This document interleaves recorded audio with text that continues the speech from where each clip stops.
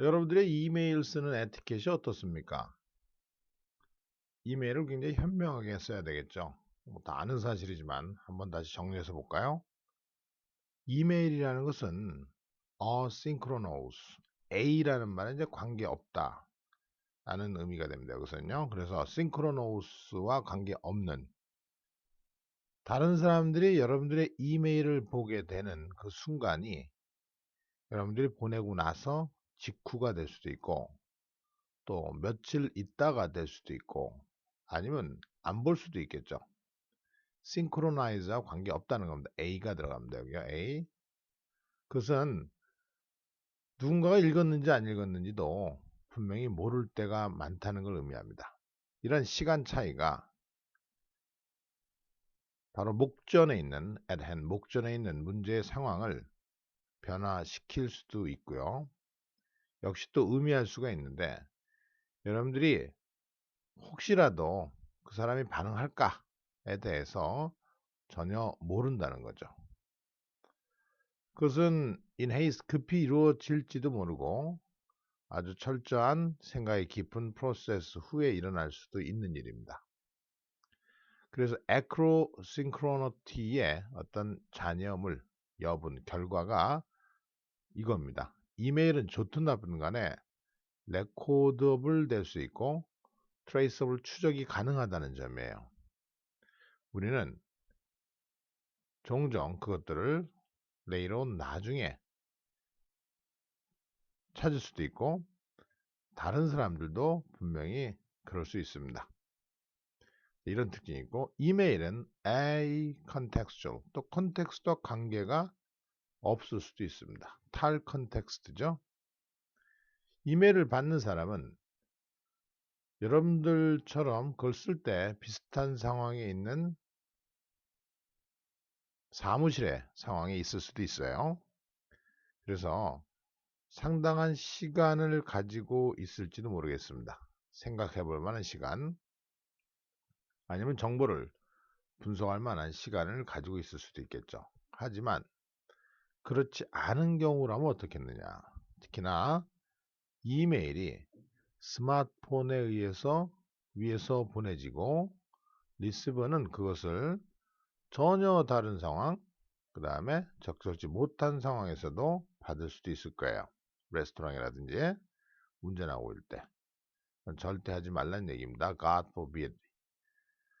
그런다 하더라도 사람들은 종종 ability to, 빠른 답을 할 어떤 의무감을 느낍니다. 우리에게 이제 카톡 같은 거를 얘기할 수 있죠.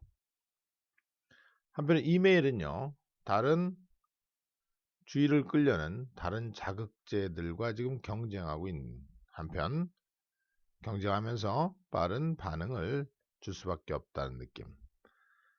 지금 카톡 할 시간이 없는데 중요한 사람한테 답을 해야 될, 또 이메일을 받았어요. 오늘 아침에. 보통 하루에, 보통 조사를 해보니까요, 매일 115통의 이메일을 받는다고 그럽니다. 열심히 일하는 사람들의 경우에는. 그래서 일렉트로닉 커뮤니케이션의 약 20에서 25%를 이메일 같은 게 차지한다고 얘기하죠. 자, 그 다음에는 이메일은 또 텍스처얼 하기도 합니다. 텍스트와 관계 있는 disregarding attachment. 첨부된 것을 무시해버리면요, 이메일은 아주 간단한 형태의 커뮤니케이션입니다. 첨부 파일이 없으면요. 다시 말하면 단어들이죠, 단어들. 이런 감정들로부터의 고립이 어떤 사람들을, 이런 감정이 없는, 감정과 떨어져 있는 상태, 단어들이니까 제스처도 안 보이고 표정도 안 보이고 톤도 없습니다. 음성의 톤. 어떤 사람은 좋을 수도 있겠지만 가장 중요한 대화에 있어서의 정보를 무시하는 경우가 있어요. 이메일에서 우리가 얻을 수 없는 것은 사교적인 어떤 큐, 힌트들이죠. 제스처, 눈짓 이런 거, 표정. 왜냐하면 그거를 읽는 사람들로부터 즉각적인 반응을 보지 못한다는 거예요. 그런 것이 없다는 거죠. 예를 들어 얼굴 표정은요, 우리로 하여금 interact하고 interfere, 우리의 행동을 고치는 거, 잘못된 거. 예를 들어서 심한 말을 하면 살짝 웃는다든지, 그건 우리의 잘못된 심한 말을 고치기 위해서 웃는 거죠. 즉, 우리 행동을 고친다든지 더 많은 정보를 직접 가지고 개입하도록 만들어주거든요. 그래서 텍스처리 있다, 텍스트로 돼 있다라고요. 이메일은 또 bundle arguments, 논쟁들을 쌓아둡니다. 어떤 이메일들은 아주 짧고 핵심적이지만 to the point, 많은 것들이 그렇지 않습니다. 이메일이 긴 게 여러 정보들거리들을 포함하는 경우가 있고 아규먼트를 포함하는 경우가 있습니다. 그래서 받는 사람이 그걸 읽게 될 때, 종종 급히 읽게 될 때요, 그 사람은 하나의 아이템에 대해서 화가 날 수도 있어요. 그것은 이 전체 이메일의 한 부분인데 그 어떤 하나의 말투, 한 문장에 대해서 화가 날 수도 있겠죠. 또 심지어 중요한 것도 아니거든요. 또 그것이 받아들여지도록 의도된 것도 아니었는데 그 하나의 아이템에 대해서 화가 날 수도 있습니다. subsequently. 우리는요, 다음으로 그것을 반응하고 forward하고 이런 커멘터리를 달고 하는 겁니다. ruffle our feathers. ruffle이라면 우리의 이제 깃털을 쭈글쭈글하게 했으니까 화가 나게 하는, 우리의 성질을 건드리는 부분에 초점을 맞추고 있는 커멘트예요. 그러면서도 우리의 파워 베이스를 위협하는 그런 부분에 대한 포커싱을 맞추는 것을 달고, 문장이 긴데 그 중에서 자기가 기분 상한 부분, 안 좋은 부분 가지고 역하게 딱 반응을 보일 수도 있다는 겁니다. 그래서 번들 아규먼트를 보낼 수 있는 거죠. 마지막 특성은 이제 한 사람이 다중한테 보낼 수 있는 특성이 있다는 겁니다. 이메일로 받는 사람들의 숫자를 확대하는 건 일은 쉽습니다.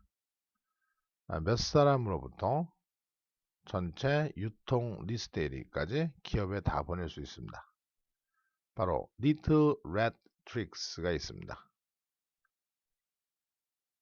생쥐 같은 전술을 구사하는데요, 솜씨를 부리는데 그것은 아주 힘있는 매니저들의 참조로 보낸, CC는 이제 참조로 파일을 보내는 거예요. 참조로 파워풀 매니저들을 보내준다든지, 행동의 움직임의 가능성을 늘리기 위해서, 또는 덧붙일 의미 있는 것도 없는데 그냥 모두에게 그냥 답을 해버리는, 그러니까 생쥐 같은 좀 약은 조그만 잔꾀를 부린다는 거죠. 하지만 from the sad moment 하는 순간 이메일은 사실상 통제가 되지 않습니다. literally. 누가 그것을 누구에게 forward 했든가 관계없이 무슨 카멘트를 가지고 했든지 간에 마구 뿌려지는 거죠. 이런 경험들 많이 해봤을 거예요. 그래서 오해가 날 수도 있고, 한 갈등이 감정적인 스파이럴, 나선형, 감정적으로 휩싸일 수 없게 된다면 이거는 문제죠. 우리가 다른 사람들의 공격적인 태도로 인지하는 것에 대해서 reciprocate, 보복하는 거죠. 응신하는 경향이 있기 때문에 문제가 될 수 있습니다. 자기도 원치 않은 어떤 사람이 자기의 감정과 맞지 않는 카멘트를 달아가지고 마구 뿌려대는 거예요. 그럼 화가 나죠. 이 상황에서는 모든 사람과 그가 데리고 있는 개조차도 같이 목소리를 높여서 무슨 일이 일어나는지 다 목격을 하게 되는 겁니다. 이러기 때문에 이런 이메일의 특성을 잘 파악을 해서, 이건 우리가 다 체험적으로 느끼고 있는 내용들입니다. 조심해야 될 것들이 가장 중요한 게 이모션을 잘 통제하고 절제하라는 것, 사케즘 이런 거에 대해서 조심하고요, 유머에 대해서. 세 번째로는 짧고 중요한 얘기만 하라는 것, 네 번째로는 자동 리플라이 기능 같은 걸 쓰는 걸 조심하라는 겁니다.